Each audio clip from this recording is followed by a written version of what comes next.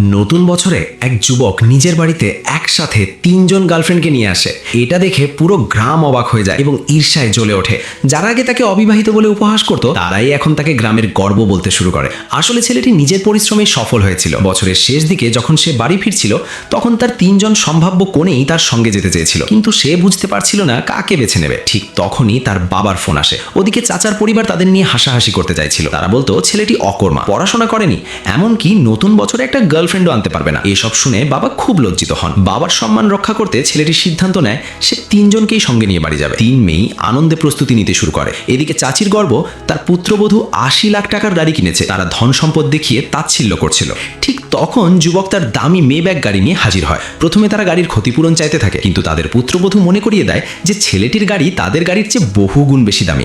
নিজের সম্মান রক্ষায় সে গাড়ির ডিকি খুলে 80 লাখ টাকার লিমিটেড এডিশন মদের বোতল বের করে দেখায়, যার দামে পুরো গাড়ি কেনা যায়। তারপর সে বোতল ভেঙে সবাইকে হতভাগ করে দেয়। পরে তারা দাদার বাড়িতে নতুন বছরের খাবারে যায়। চাচার পুত্রবধূ নিজের রোলস রয়েস নিয়ে এসে আবার তাচ্ছিল্য করে গাড়ি নাকি ভাড়া করা। তখন যুবক মোবাইল দিয়ে সেই গাড়ির লক খুলে দেয়, কারণ সেটিও আসলে তারই গাড়ি ছিল, যা এখনো উপহার দেয়নি। সবাই লজ্জায় করে যায়। খাওয়ার টেবিলেও তাকে অবিবাহিত বলে অপমান করা হয়, কিন্তু তারা জানতো না যাকে তারা তুচ্ছ করছে সে অনেক দূরে গিয়ে গেছে। ঠিক তখনই তার 3 সুন্দরী সঙ্গী গ্রামে পৌঁছে যায়, আর মুহূর্তেই পুরো পরিবেশ বদলে যায়।